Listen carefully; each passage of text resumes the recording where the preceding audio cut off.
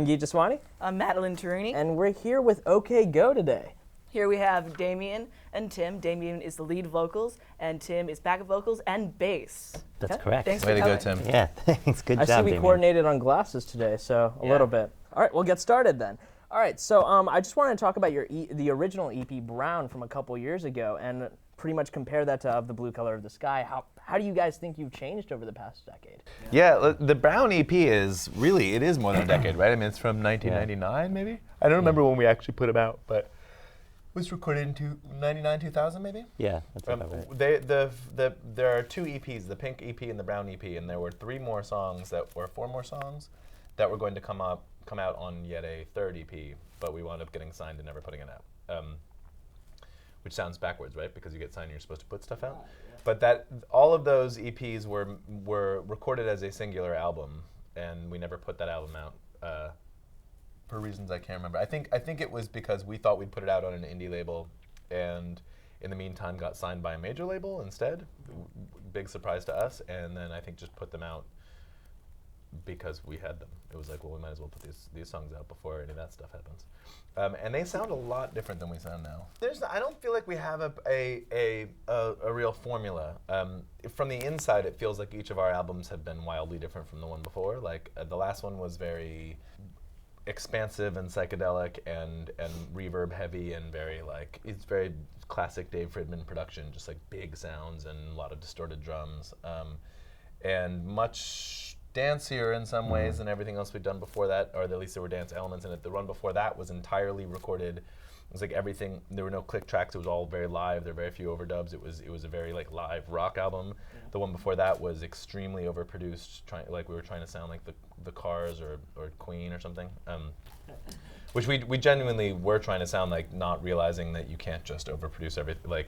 That Roy Thomas Baker productions work for a reason, not just because you piled up 18 guitars on one track. Our new record is almost done, and it will be finished. We will be done recording, we think, in June. Okay, cool. It probably won't come out for many months because we have to make videos, and that takes us a long time, and we have to do other stuff, and that takes us a long time.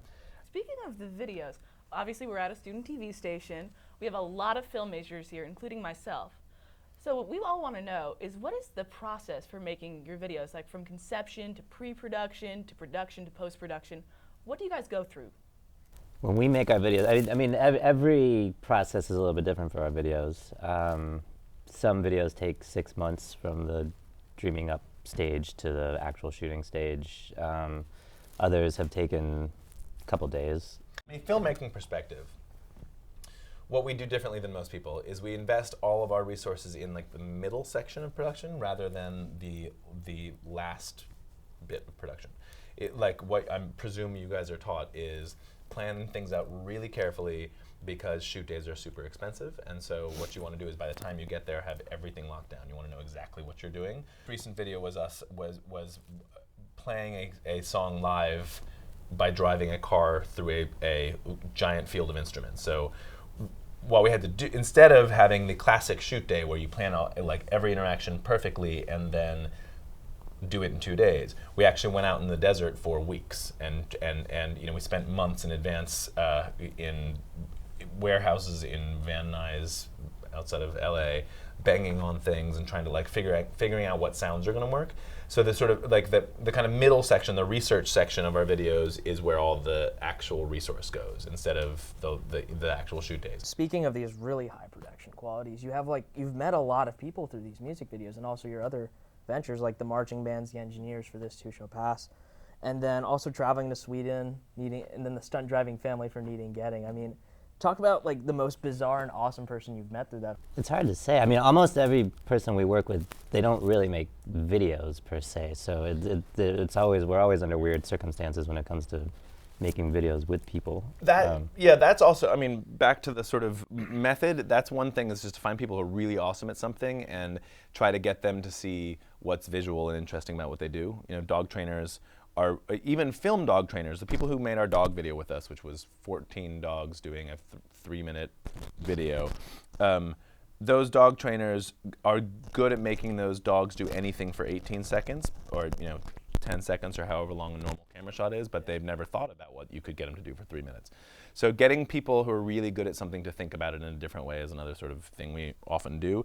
And usually, like Tim said, those people are not filmmakers to begin with, marching band or roboticists from MIT or just people who have extraordinary skills but haven't thought of them as filmmaking before. Can't think of any. There's a lot of weird people. We've met a lot of very weird people. The weirdest people we ever meet are the people who work on road crews, like the people who want to spend their entire lives living in a bus or a van and working in a different city every day. They tend to be pirates of the truest sense. Wow. Yeah.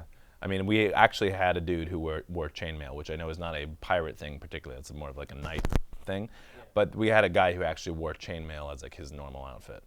We have another guy who one time shaved his eyebrows off, and the reason he gave us was so that we wouldn't know what he was thinking. We're college students, so we have to ask, what was college like for you guys? College was awesome. Best 4 years of my life. I loved college. I did a lot of music and a lot of theater in college. And I went to the city. I went to Chicago because I knew they had a great indie rock scene. Before we end, we wanted to end with a lightning round. Just a quick question. You get two choices. You got to pick between them. Okay. So, Madeline, All right. let's start. All right, so ukulele or banjo? Banjo. Beard or stash? Beard. Starbucks or Dunkin'? Starbucks. Well, boxers or briefs? Briefs. Team Coco or Team Leno? Coco. Good Sure. answer. Brian Williams or Walter Cronkite? Cronkite. Okay. Cheez-Its or Cheese Nips? Neither. And the last question, AU. Or GW? GW, obviously. Look, you can't serve it up to us like that. You can't boom, that's like a softball. It's like, insult me, please. No, AU, obviously.